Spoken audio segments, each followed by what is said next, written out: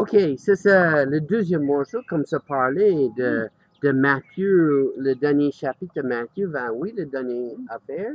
Comme ça dit, aller dans tout le monde. Et comme le 2, ça allait dans beaucoup le monde.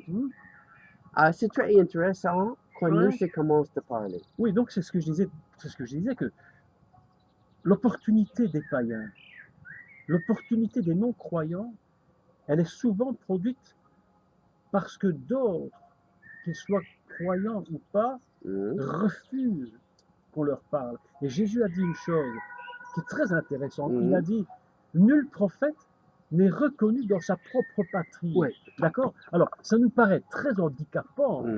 Ça nous paraît un problème pour qu'on ne me reçoit pas, on ne me reçoit pas, on ne veut pas de moi. Mais en finalité, c'est un avantage, puisque si on ne veut pas de toi là, c'est qu'il y a un chemin ailleurs. Et c'est ces trucs-là qu'il nous faut trouver. Et c'est comme, j'ai absolument d'accord avec ce que tu dis, parce que tout le région ici, c'est pas un pasteur se téléphone moi de prêcher ici comme il est malade ou rien. Oui, c'est comme ça. Pas d'invitation, rien du tout. Mais extérieur, le région ici où j'habite, j'ai beaucoup d'invitations. Et dans les autres pays, les autres continents, aux États-Unis, Afrique, Est, c'est incroyable. C'est ce qui a fait le ministère. Moi-même, dans ma région, je ne suis pas reconnu. Et même si je suis reconnu, je ne suis pas quand même invité. Mais autrefois, ça me posait problème. Aujourd'hui, je me dis que dans une situation comme ça, c'est une opportunité.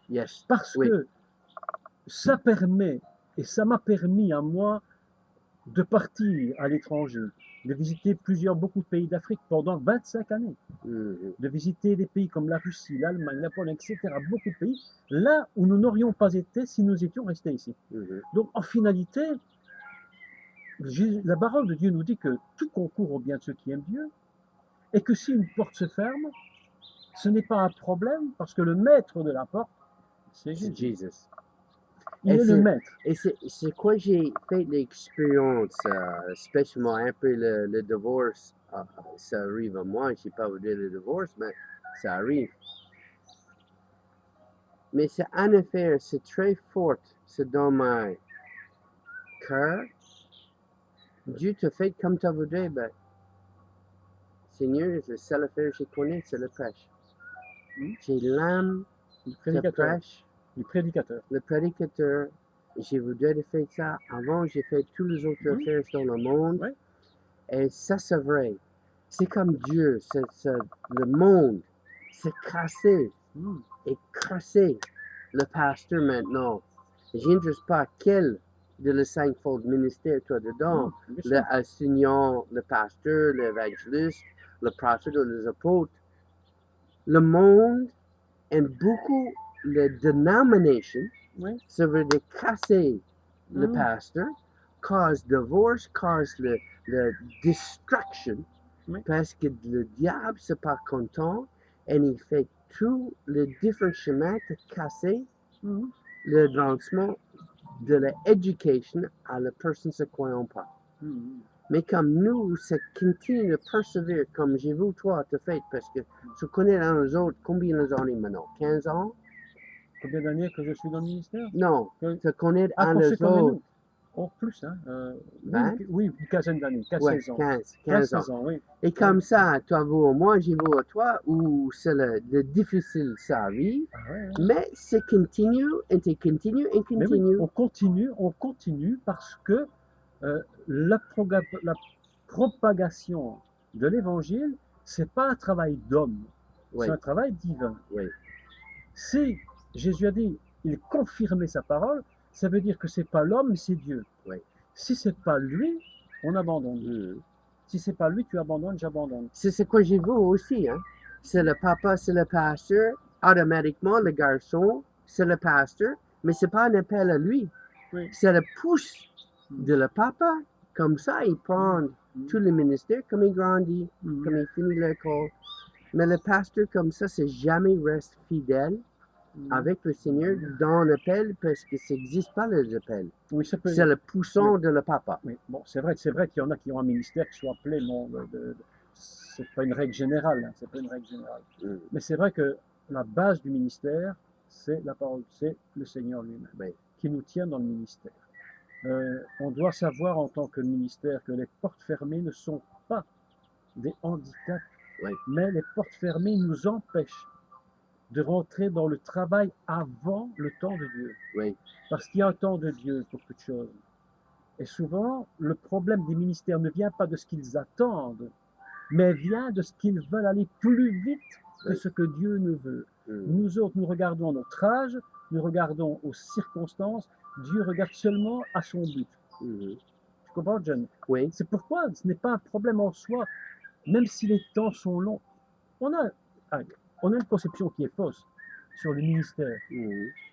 Nous cherchons un ministère qui dure dans le temps le plus longtemps possible, avec un maximum de gens, un maximum. Jésus avait 3 ans et demi, Mhm. et puis il est mort. Et ça s'était arrêté. Et pourtant, c'était le plus grand ministère que le monde ait jamais connu. C'est Donc, vrai. au niveau du ministère, c'est pas une question de temps, c'est une question de faire ce que Dieu nous dit au temps de Dieu. Mhm. Et de ne pas vouloir forcer les portes à tout prix. Les portes fermées sont des opportunités Mhm. pour nous empêcher de faire n'importe quoi. Et j'ai fait l'expérience. Il y a quelques années, je voulais partir en Afrique. Et la porte s'est fermée. Et j'étais très inquiet et je me disais, mais pourquoi les portes sont fermées? Pourquoi ça ne fonctionne pas? Comment la porte se ferme? Et je voulais partir annoncer l'évangile. Mais je ne suis pas parti. Au moment de partir, j'apprends qu'en Afrique, c'est la guerre. Mhm. Je me dis, si j'étais parti par la force, je me serais retrouvé dans une situation dramatique. Et peut-être mort. Et peut-être non. Tandis que le temps de Dieu, c'est le temps de Dieu. Mhm. Et je pense que ce qu'on doit dire aux gens qui nous écoutent, c'est de ne pas presser le ministère. De Mhm. ne pas aller plus vite que Dieu. Et laisse Dieu fonctionner dans votre cœur, te guide Oui. chacun. Et seulement le timing de Dieu et pas nous se presser et pousser. Je voudrais dire 3 choses au sujet Allez. du timing. Oui. C'est très intéressant. J'ai dit tout à l'heure, dans la première intervention, que Jésus a été tenté par 3 fois après le jeûne de 40 jours. Hein, d'accord. Mhm. Si tu regardes bien le timing, si tu regardes tes 3 tentations, par rapport au timing de Dieu, tu verras que les 3 tentations sont en rapport au ministère de Jésus dans sa longévité. Je m'explique. Oui.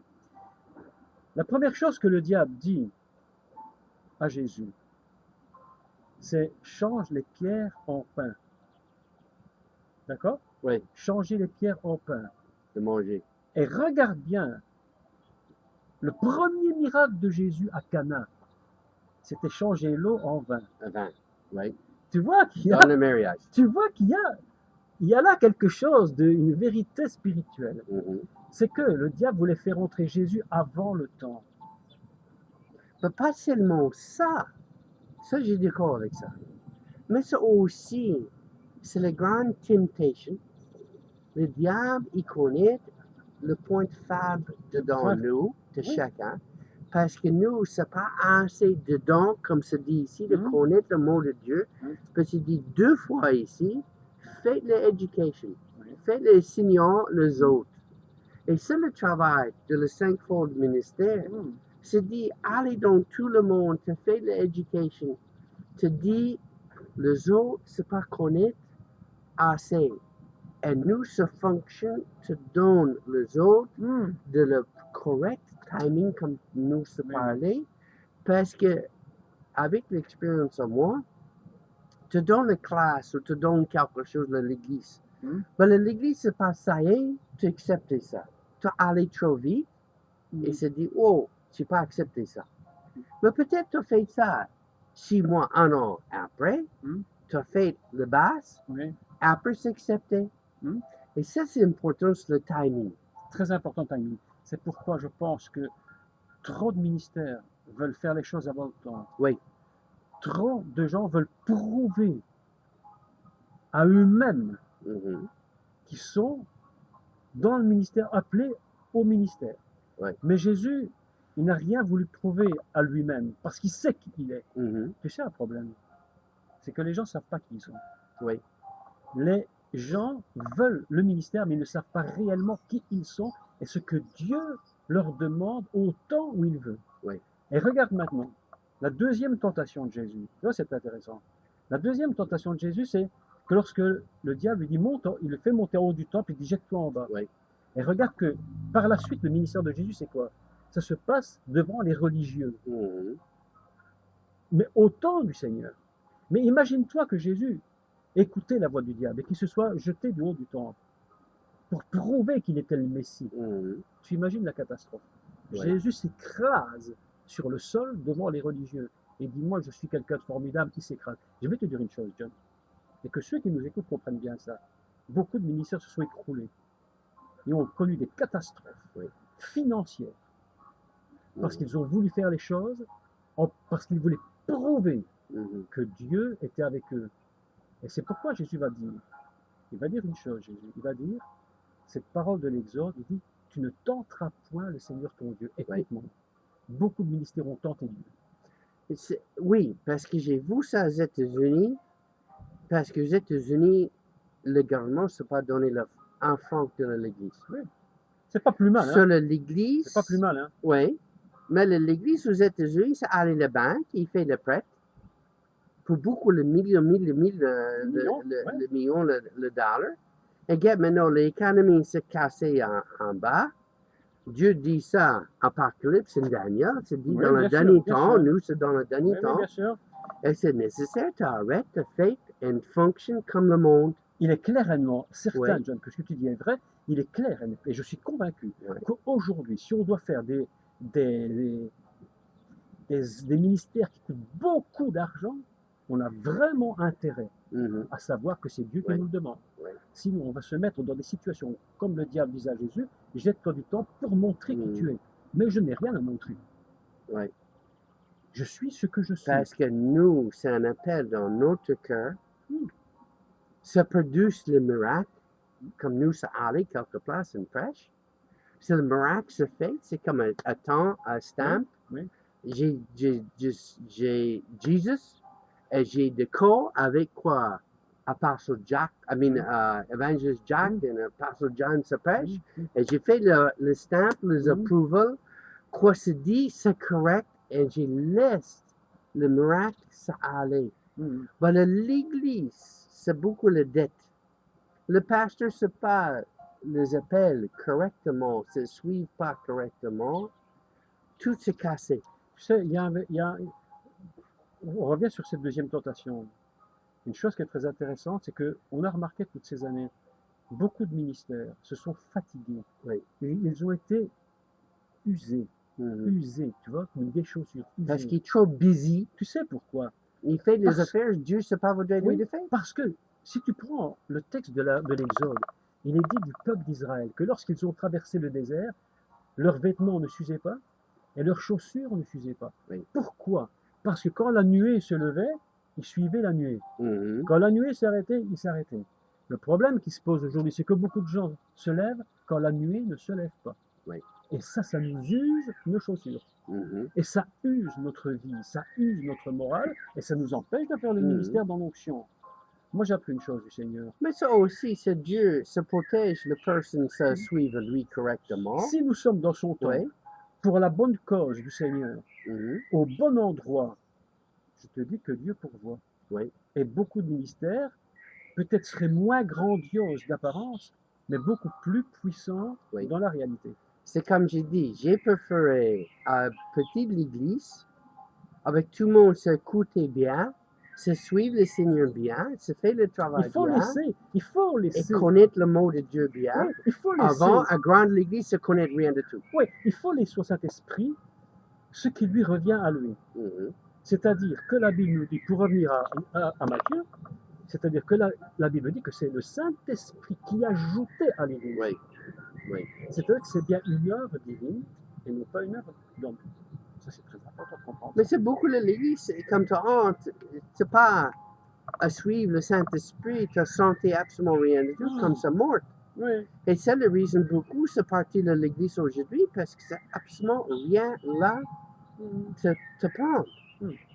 Et c'est encore, à notre 15 minutes se passe très vite, et ça commence avec le morceau 3 tout de suite. Merci beaucoup.